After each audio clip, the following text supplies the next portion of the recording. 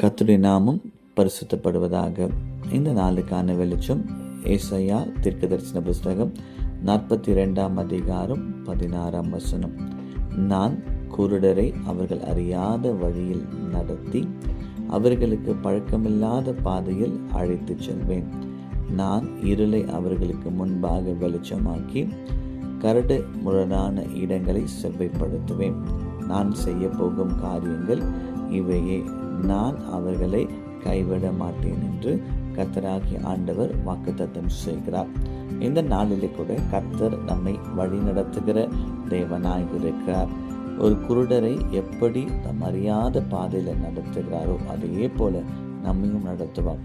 அப்ப யோசித்து பார்ப்போம். ஒரு குருடர் தம்மை நடத்துகிறவரை முழுமையாய் விசுவாசித்தால் மாத்திரமே அவங்க செல்ல வேண்டிய இடத்துக்கு சரியாய் கொண்டு செல்வார்கள். அதே போல நம் வாழ்க்கையில கூட நாம் கர்த்தரை முழுமையாய் சார்ந்திருப்போம் என்றால் கர்த்தர் நம்மை வழிநடத்த உண்மை உள்ளவராக இருக்கிறார். இந்த இடத்துல 3 வாக்கு தத்தங்களை கர்த்தர் கொடுக்கிறார். அந்த 3 காரியங்கள் என்னவென்றால், நான் இருளை அவர்களுக்கு முன்பதாக வெளிச்சமாக்குவேன். இந்த காலவெளியில கர்த்தரை சார்ந்திருப்போம் என்றால் நம்முடைய வாழ்க்கையில கர்த்தர் இருளை நீக்கி நம்மை வெளிச்சத்தின் பாதையில நடத்த அவர் உண்மை உள்ளவராக இருக்கிறார். 2வது, செவ்வையான பாதையில நடத்துவாரா. ஒருவேளை நீங்கள் போகிற பாதை கரடுமுரடாக இருக்கும் என்றால், ஒருவேளை பிரச்சனைகள், வியாதிகள், சோதனை நிறைந்த பாதையாக இருக்கும் என்றால் கர்த்தர் இந்த காலையில சொல்லுகிறார், செவ்வையான பாதையில நடத்துவார். அதே போல கர்த்தர் சொல்லுகிறார், நான் அவர்களை கைவிட மாட்டேன். அதே தேவன் இந்த காலையில சொல்லுகிறார், உங்களை கைவிடாத தேவனாய் இருக்கிறார். இஸ்ரவேல் ஜனங்களை 40 வருஷம் வனாந்திரத்தில் கர்த்தர் நடத்தினார்.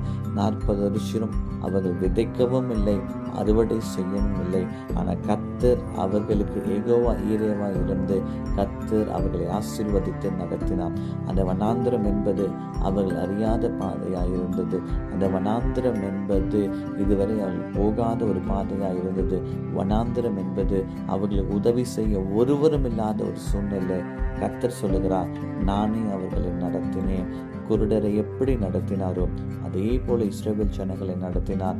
கானான் தேசம் செல்லும் மட்டும் கர்த்தர் அவர்களை கைவிடாத தேவனாய் இருக்கிறார். அன்பின் பரலோக பிதாவே, இந்த காலை வேளையில கூடப்பா கர்த்தர் எங்களை நடத்துகிற தேவனாய், எங்களை கைவிடாத தேவனாய், அப்பா இருளை வெளிச்சமாக்குகிற தேவனாய் இருக்கிறபடியால் உமக்கு நன்றி கர்த்தாவே.